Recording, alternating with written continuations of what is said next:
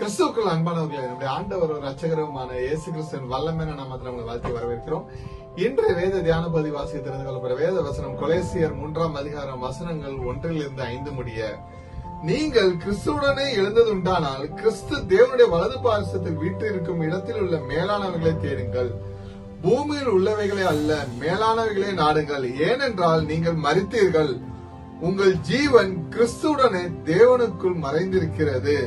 நம்முடைய ஜீவனாகிய கிறிஸ்து வெளிப்படும் போது நீங்களும் அவரோடு கூட மகிமையிலே வெளிப்படுவீர்கள். ஆகையால் விபச்சாரம், அசுத்தம், மோகம், துர்நீச்சை, விக்கிர ஆராதனையான பொருளாசை ஆகிய இவைகளை பூமியில் உண்டு பண்ணுகிற உங்கள் அவயங்களை அழித்து போடுங்கள். ஆமென். கிறிஸ்துவுக்கு பிரியமானவர்களே, கிறிஸ்துவோடு உயிர்த்தெழுந்த விசுவாசிகள் பூமியில் உள்ள இச்சைகள் எல்லாம் விடுத்து பரலோகத்துக்குரிய மேலான காரியங்களையும் கவனம் செலுத்த வேண்டும் என்று அறிவுறுத்துகிறது. கிறிஸ்துவில் புதிய வாழ்வு பெற்றவர்களாக பாலியல் ஒழுக்கக்கேடு, அசுத்தம், பேராசை போன்ற பழைய சுபாவங்களை அழித்து தேவனுக்கு பிரியமான பரிசுத்த வாழ்க்கை வாழ வேண்டும் என்பதை வசனம் நமக்கு வலியுறுத்துகிறது. கிறிஸ்துவுக்கு பிரியமானவர்களே, இவ்வசனம் நமக்கு 4 முக்கிய கருத்துக்களை முன்வைக்கின்றன. முதலாவதாக, மேலானவர்களை தேட வேண்டும். ஆமென். நீங்கள் கிறிஸ்துவோடு உயிர்த்தெழுந்தது உண்மையானால் பூமியில் உள்ள உலக பொருட்களின் மீது உங்கள் மனதை வைக்காமல் பரலோகத்தில் உள்ள மேலான காரியங்களை நாட வேண்டும். ஏனெனில் அங்கேதான் இயேசு கிறிஸ்து தேவனுடைய வலது பாரசத்தில் வீற்றிருக்கிறார். அல்லேலூயா.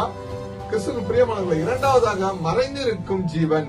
விசுவாசிகள் தங்கள் பழைய பாவ சுபாவத்திற்கு மறித்து விட்டார்கள் என்றும் அவர்களது புதிய ஜீவன் கிறிஸ்துவுக்குள் தேவனிடத்தில் பாதுகாப்பாக மறைந்திருக்கிறது என்றும் பவுல் விளக்குகிறார். மூன்றாவதாக, மகிமையில் வெளிப்படுதல். நம்முடைய வாழ்வாகிய கிறிஸ்து மீண்டும் வெளிப்படும் போது விசுவாசிகளாக நாமும் அவரோடு மகிமையில் வெளிப்படுவோம் என்ற நம்பிக்கையை இது அளிக்கின்றது. நான்காவதாக, பாவச் செயல்களை களைதல். புதிய வாழ்வை பெற்றவர்கள் பூமியில் உள்ள தங்கள் தீய இச்சைகளை அறவே தவிர்க்க வேண்டும். குறிப்பாக விபச்சாரம், அசுத்தம், தீய மோகம், துர்நீச்சை மற்றும் விக்கிர ஆராதனையான பேராசை போன்றவற்றை அறவே தவிர்க்க வேண்டும் என்று எச்சரிக்கிறது. கிறிஸ்துவுக்கு பிரியமானவர்களே, கிறிஸ்தவன் தன் பழைய சுபாவத்தை விட்டுவிட்டு கிறிஸ்துவின் சாயலை தரித்துக் கொண்டு கிறிஸ்துவுக்கு பிரியமான நித்திய காரியங்களை மனதில் நிலைநிறுத்த வேண்டும் என்று தேவன் விரும்புகிறார். நம்ம அழைத்த தேவன் உண்மை உள்ளவர். கர்த்தராகிய இயேசு கிறிஸ்துவின் கிருபை உங்கள் அனைவரோடு கூட இருப்பதாக. ஆமென்.